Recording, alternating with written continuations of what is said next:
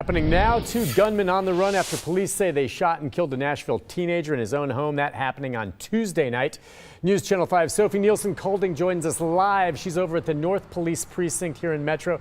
Sophie, at this point, do you have a description that you can give us of who these suspects are? Detectives here at the North Nashville Precinct are looking for two guys, maybe in their late 20s, 30s. One of them is wearing a red beanie and jacket at the time of the incident. Witnesses said he appeared to be drunk, and then the other guy was said to be wearing all black with a mask covering his face. Now, this happened just a little over 24 hours ago, really, Tuesday night, right before midnight, though. Two men broke down the back door of a home just off Charlotte Avenue. Police said one of them had a gun and forced everyone out of bed with that gun. Everyone had been sleeping before that. This is the home of 17-year-old Jadante Thompson, a Hillsborough High School student. He's the one who was shot and killed in this whole ordeal. His stepfather, who lived with his mother and his grandfather there, was pistol whipped. Police say the men demanded money from the family, and that's where there was some kind of a struggle. When they shot Jadante in the chest, he died later at Vanderbilt University Medical Center. The teen's biological father tells us that his son worked at Topgolf, played basketball, and eventually wanted to join the Navy. He was a good child. He wanted the gangs, he wanted the drugs. He was just a good child.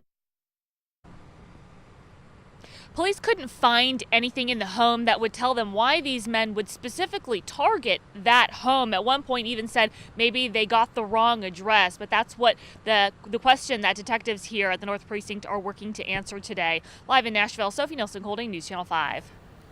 Police in Hendersonville are searching for a suspected bank robber. This man walked into the Capitol Bank on Indian Lake Boulevard yesterday afternoon, demanded cash from the clerk. He was last seen running through the Publix parking lot.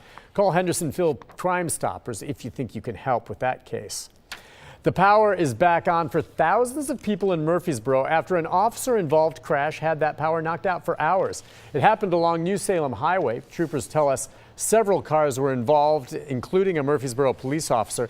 At least one car apparently hit some power poles, leaving more than 2,000 people in the dark. At least one person was injured in all of that. No word right now on that person's condition.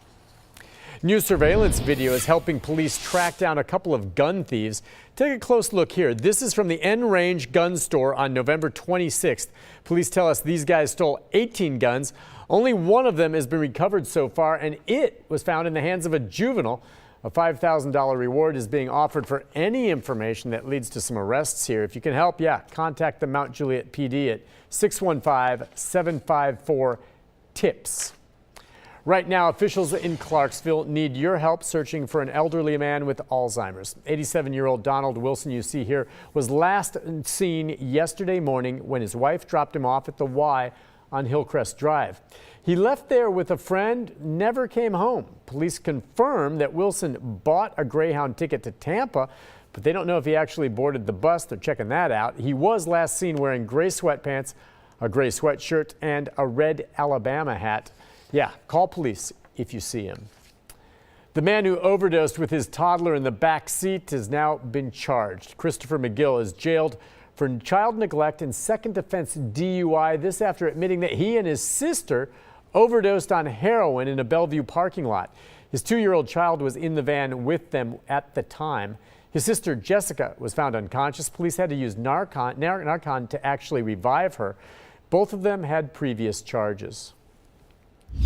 Happening today, a former Tennessee Titan charged with domestic violence is due in court. Metro police tell us that Derek Mason hit a woman after she tried to break up with him.